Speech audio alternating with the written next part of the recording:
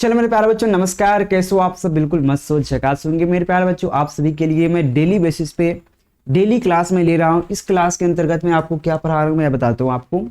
अभी जो हम लोग पढ़ने वाले क्लास 12 के फिजिक्स का एक चैप्टर जिसका नाम है गतिमान आवेश तथा चुंबकत्व। इंग्लिश में इसकी बात करें तो मूविंग चार्ज एंड मैग्नेटिज्म। इस चैप्टर नंबर 4 है क्लास 12 की फिजिक्स का। मेरे प्यारे बच्चों, मैं आप सभी को बता दूं कि फिजिक्स में टोटल जो चैप्टर पढ़ना है 15 चैप्टर पढ़ना है। मैं आपको बता देता हूँ बेहतरीन तरीका से कि टोटल आपको 15 चैप्टर पढ़ना है और आपके एग्जाम में 20 क्वेश्चन पूछे जाते हैं जिसमें से 10 का उत्तर देना होता है अनिवार्य। मात्र 10 का क्वेश्चन डबल आते हैं, 20 में से 10 का ही उत्तर देना है। तो मान लेते हैं अगर 20 क्वेश्चन है तो टोटल 15 चैप्टर पढ़ना है, तो एक चैप्टर से कितना क्वेश्चन पूछा, मतलब 15 क्वेश्चन से तो 15 एक एक क्वेश्चन अगर पूछेगा तो 15 चैप्टर से अगर एक एक क्वेश्चन पूछा तो 15 क्वेश्चन हो गया। और 5 क्वेश्चन और करना है तो किसी चैप्टर से 2 क्वेश्चन पूछ देगा। यानी कि नॉर्मली अगर एक चैप्टर से एक क्वेश्चन भी पूछे तो 15 क्वेश्चन हुआ। हमको जवाब तो 10 ही देना है ना, भले वो 20 क्वेश्चन पूछ रहा है। यानी कि अप्रोक्स एक चैप्टर से एक ही क्वेश्चन पूछेगा। हाँ, किसी किसी चैप्टर से 2 क्वेश्चन पूछा तो अलग बात है, 20 पुराने के लिए पूछ देता है 2 क्वेश्चन। लेकिन आप एक क्वेश्चन को भी टारगेट लेकर चलते हो तो 15 चैप्टर में से 15 क्वेश्चन अगर आप याद हो जाए, 15 क्वेश्चन अगर क्लियर कर पाओ तो 10 क्वेश्चन का ही जवाब देना है, 15 का भी देना भी नहीं है। तो आप एक चैप्टर से एक क्वेश्चन के लिए क्या कितने क्वेश्चन याद करना चाहोगे भाई? एक चैप्टर में तो क्वेश्चन बहुत है, याद पूरे नहीं कर सकते हो। अगर एक चैप्टर याद भी कर लोगे तो सब चैप्टर याद नहीं कर सकते हो। चलो एक सब्जेक्ट याद कर लोगे तो देखो, बहुत सारे चैप्टर मिलाकर एक सब्जेक्ट बनता है, एक सब्जेक्ट मिलाकर बहुत सारे हमारा एक क्लास बनता है, ठीक है। तो याद रखना, एक सब्जेक्ट याद कर सकते हो, फिजिक्स का 15 चैप्टर याद कर लोगे, फिर केमिस्ट्री कैसे याद होगा, बायोलॉजी कैसे याद होगा, हिंदी कैसे याद होगा, इंग्लिश कैसे याद होगा, पूरे याद नहीं कर सकते। इसलिए एक लिमिटेड फॉर्म में आपको हर चैप्टर से, क्योंकि एक चैप्टर से एक ही क्वेश्चन आपके एग्जाम में आना है, तो फिर क्यों बहुता पढ़ना। हम इसके टॉप 10 क्वेश्चन निकालेंगे, 10 में से एक क्वेश्चन आराम से आ जाएगा, ठीक है। और इससे कम पर हो गए तो भाई कहोगे कि कम भी पढ़ सकते हैं, लेकिन इतना आपको टॉपर के लिए काफी है, 400 450 काफी है। तो इस चैप्टर का हम टॉप 10 क्वेश्चन आए हैं, तो हर चैप्टर का हम टॉप 10 क्वेश्चन आपको पढ़ाएंगे मेरे प्यारे बच्चों, जिससे एक क्वेश्चन आप आराम से क्लियर कर पाओगे हर चैप्टर से, ठीक है मेरे प्यारे बच्चों।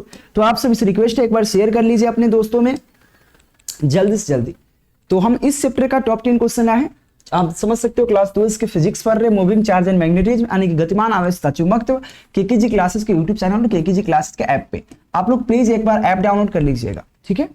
तो सबसे पहला क्वेश्चन हम लोग पढ़ेंगे बायो-सवार्ट के नियम को लेके, जो काफी महत्वपूर्ण क्वेश्चन है, बायो-सवार्ट का लॉ, बायो-सवार्ट का नियम। ये बायो-सवार्ट बेसिकली एक वैज्ञानिक का नाम है, अपने नाम पर रख दिया। अब बायो-सवार्ट सुनकर तब ये समझ ही सकते हो भारतीय नहीं था बेचारा वो भारतीय में तो रहता है शंकर देव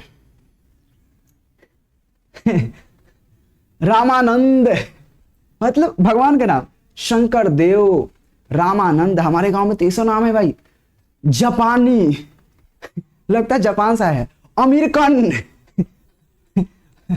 एक दो गाँव है, पता नहीं अगर देख लेगा उसके घर का कोई बच्चा ना हमारा वीडियो देखेगा, पगला समझ जाएगा ना मैं घर का हूँ, किसका नाम ले रहा हूँ, जान जाएगा। तो नाम है अमेरिकन राय। हम सोचते उसके घर भर में सब देश का नाम है, पूरा देश। अमेरिकन राय, जापानी राय, भूटान राय, भूटानी राय, और भाई पूरा देश का नाम रख दिया यार। मतलब अगर पूरा देश घूमना हो तो उसके घर जाके घूम सकते हो, पूरा घर में नाम है जापानी राय, अमेरिकन राय, भूटानी राय, मतलब भूटान अमेरिका जापान एक साथ मिल जाएगा, तुम एक घर में मिल जाएगा।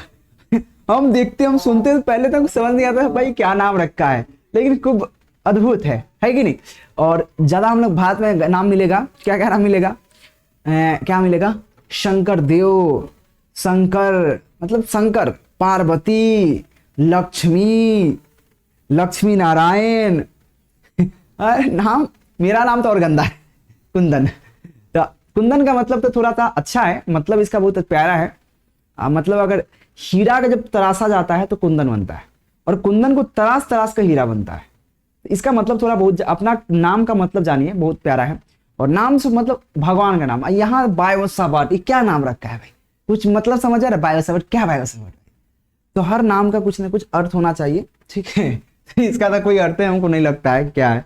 तो इसका नियम क्या कहता है, देखिए यह जो नियम था, तो इस नियम का प्रयोग किसी धारावाही कुंडली के किसी बिंदु पर चुंबकीय क्षेत्र ज्ञात करने कर सकते हैं। जैसे कि ये मैं एक फिगर बनाता हूं, आप फिगर समझिएगा, ठीक है।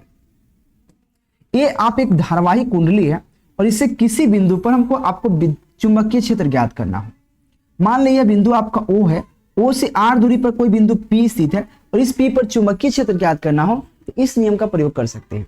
तो ये कहता है इस नियम का प्रयोग धारावाही कुंडली के किसी बिंदु पर चुंबकीय क्षेत्र ज्ञात करने के लिए किया जाता है।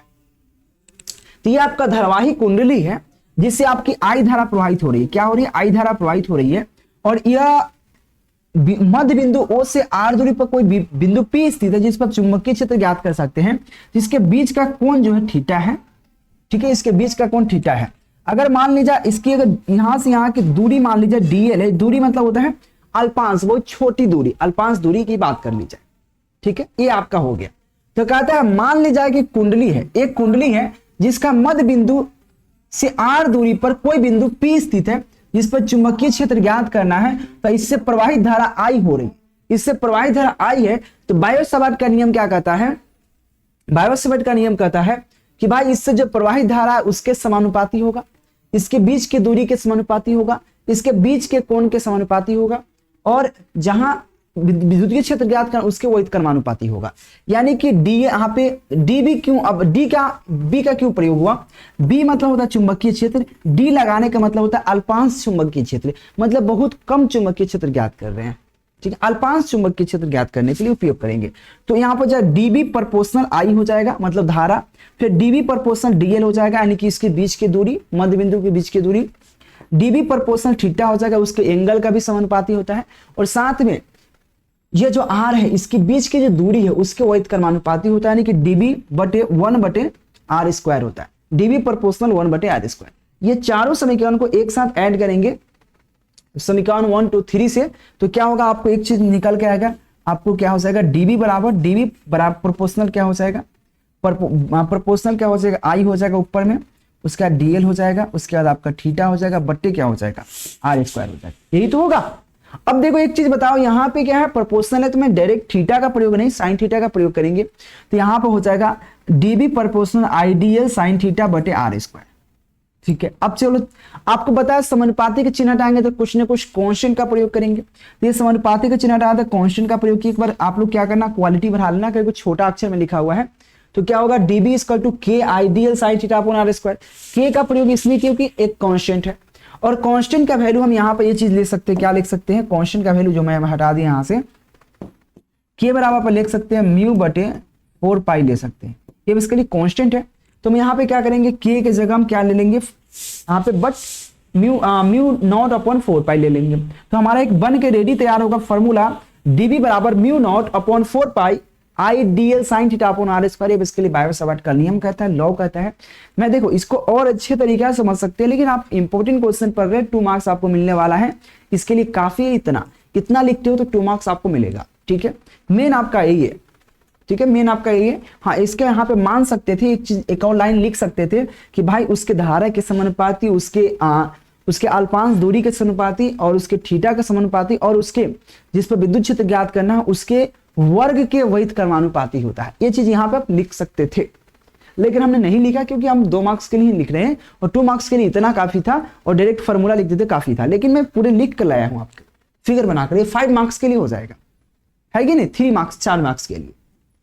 अगला हमारा क्वेश्चन जो होगा मेरे प्यारे बच्चों, अगला क्वेश्चन होगा फ्लेमिंग का बाएं हाथ का नियम। मैं उससे पहले मैं बता दूं आप सभी के लिए मेरे प्यारे बच्चों, हर चैप्टर का टॉप 10 क्वेश्चन और 40 ऑब्जेक्टिव क्वेश्चन लेकर आया हूं। लगभग हर सब्जेक्ट का 150 सब्जेक्टिव क्वेश्चन और 600 ऑब्जेक्टिव क्वेश्चन अगर जोड़ा जाए तो उसके लेने के लिए दिए गए नंबर पर कांटेक्ट कर लेना, उससे पढ़कर आप आराम से 400 प्लस कर सकते, ग्रांटेड वाला मैं हर साल दे रहा हूं, ठीक है।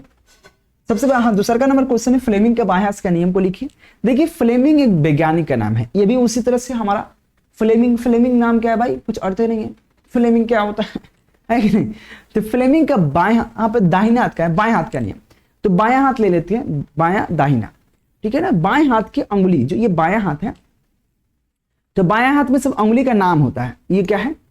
इसको हम अंगूठा बोलेंगे, इसको यहाँ पे तर्जनी बोलेंगे, इसको मध्यमा बोलेंगे, इसको अनामिका बोलेंगे, इसको कनिष्क बोलेंगे, ठीक है ना, ये 5 होता है, अंगूठा, तर्जनी, मध्यमा और अनामिका और कनिष्का।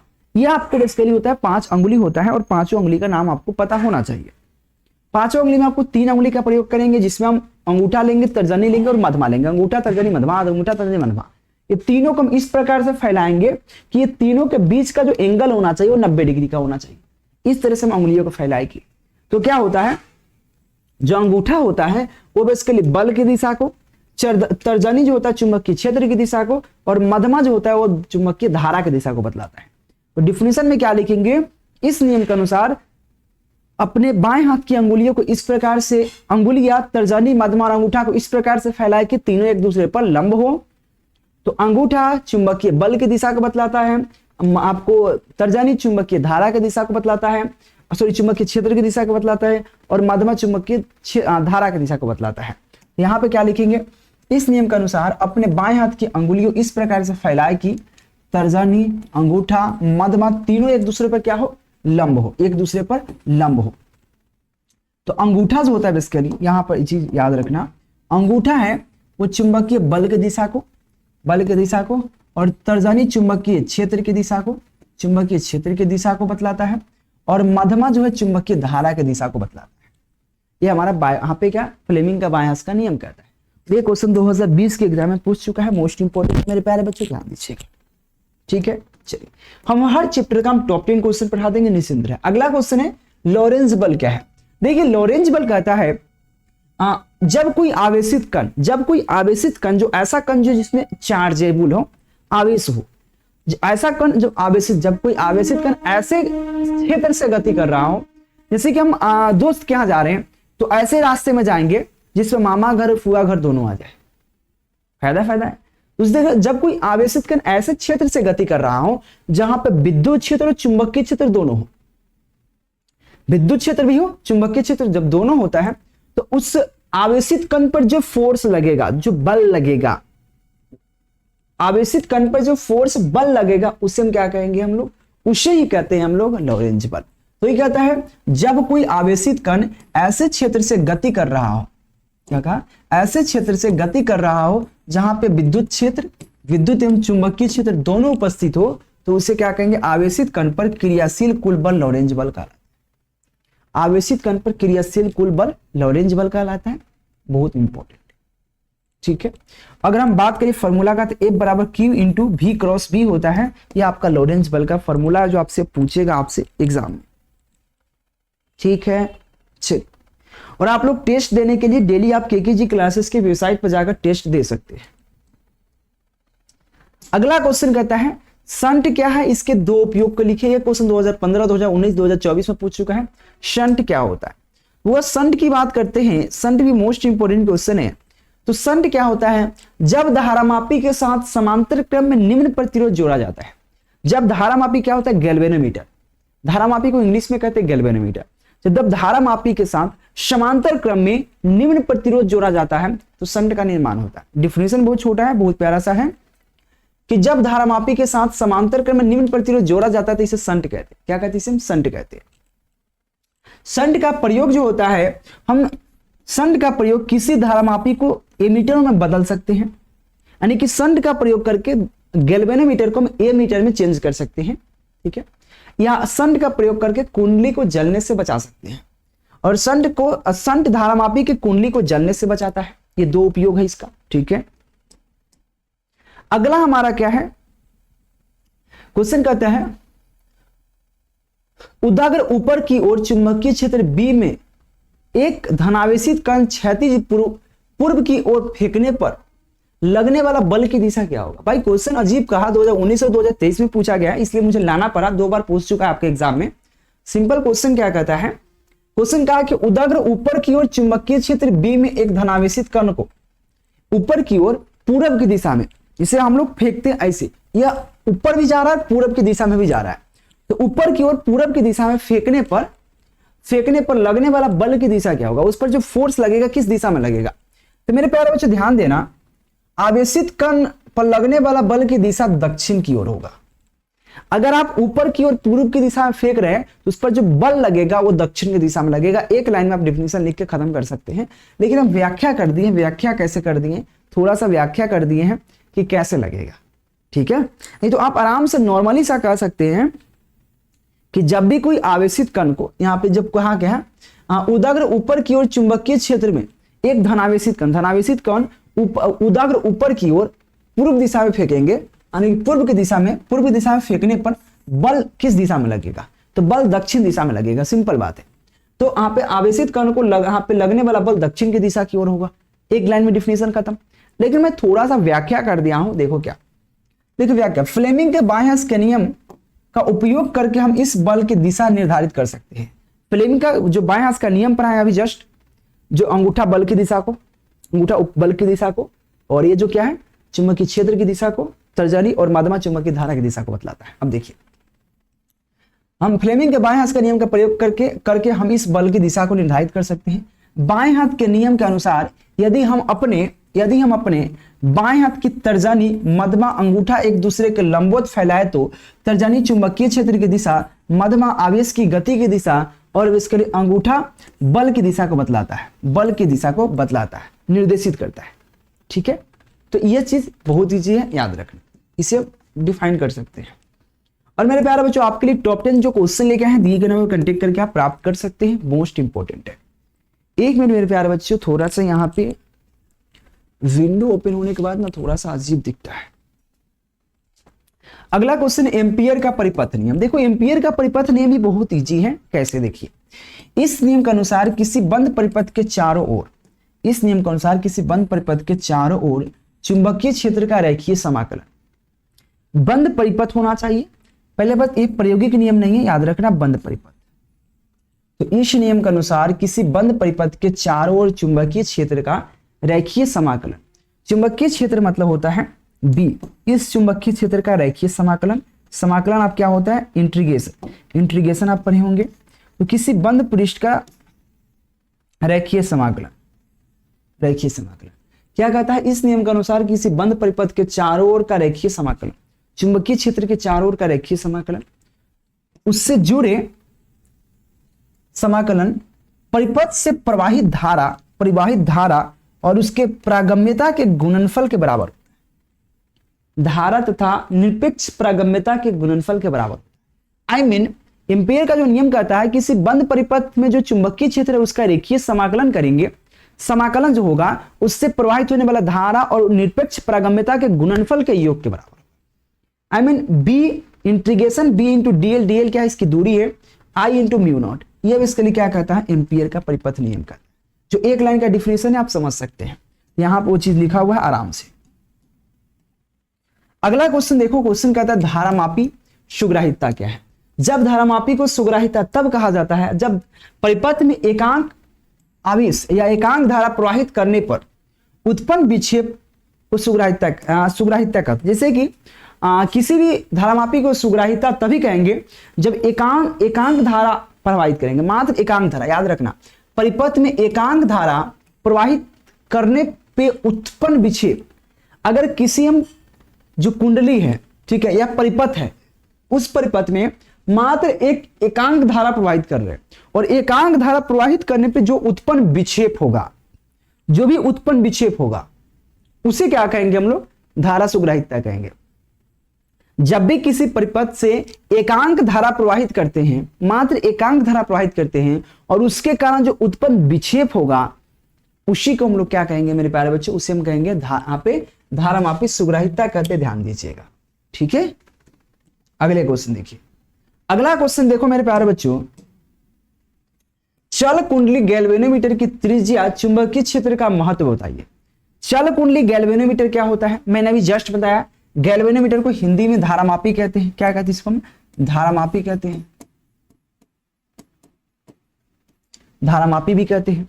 अब चल कुंडली धारामापी भी कह सकते हैं या डायरेक्ट धारामापी कह सकते हैं। तो याद रखना, चल कुंडली हटा भी सकता है, डायरेक्ट गैल्वेनोमीटर में त्रिज्या चुंबकीय क्षेत्र का महत्व बताइए, ऐसा भी क्वेश्चन कर सकता है। देखिए, चल कुंडली गैल्वेनोमीटर में जो होता है त्रिज्या चुंबकीय क्षेत्र का मुख्य महत्व है। याद रखना चल कुंडल गैल्वेनोमीटर का जो त्रिज्या है उसके लिए मुख्य महत्व है, यानी कि मेन महत्व उसी का है। महत्व है कि यह सुनिश्चित करता है कि कुंडली का विक्षेप हमेशा प्रवाहित धारा के समानुपाती होगा। और वो जो त्रिज्या है यह सुनिश्चित करता है कि भाई जब भी प्रवाहित धारा होगा उसके समानुपाती होगा। विक्षेप हमेशा प्रवाहित धारा के समानुपाती होगा, जिससे माप अधिक सटीक हो, जिससे अगर मापन की जाए उससे गैल्वेनोमीटर किसी की चीज माप कर सकते हैं, मेजरमेंट कर सकते हैं, तो सटीक सही मापन कर सके। तो कहता क्या है कि चल कुंडली गैल्वेनोमीटर में त्रिज्या चुंबकीय क्षेत्र का मुख्य महत्व यह है कि उसका मेन महत्व यह है कि यह सुनिश्चित करना है कि कुंडली के विक्षेप हमेशा प्रवाहित धारा के समानुपाती हो, जिससे मापन करने में सही माप कर सके, जिससे माप सटीक हो सके, अधिक सटीक हो सके। इसकी त्रिज्या का मेन महत्व है। अगले क्वेश्चन हमारे पास क्वेश्चन है चुंबकीय क्षेत्र के अनुदिश गतिशील आवेशित कण का मार्ग कैसा होगा। बउआ ये भी क्वेश्चन बहुत ईजी है। मार्ग दो तीन दिशा में हो सकता है कि चुंबकीय क्षेत्र के अनुदिश गतिशील आवेशित कण का मार्ग कैसा होगा।